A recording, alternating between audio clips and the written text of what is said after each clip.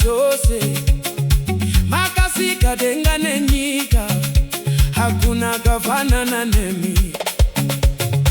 Muri nhare yedu nguva dzose, muri chiedza munzira yedu, munotitungamirira nerudo. Tinorumbidza zita renyu, kana mambo vapinda tinofugama, kana mambo vataura tinoteerera, kana mambo vakomborera tinotamba nemufaro.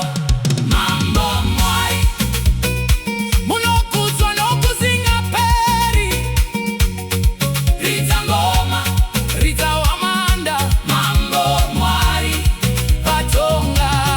Mambo Mwari mbiri yose ndeyenyu, imba nerufaro, tamba nerufaro.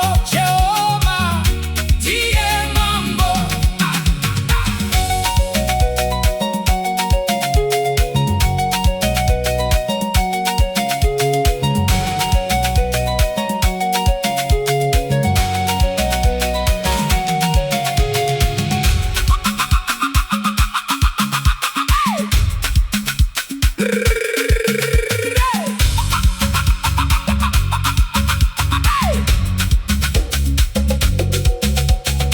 Makavhura nzira mugwenga, makapa mvura kune vane nyota, makamutsatarira mumwoyo, makaita zvishamiso zvikuru.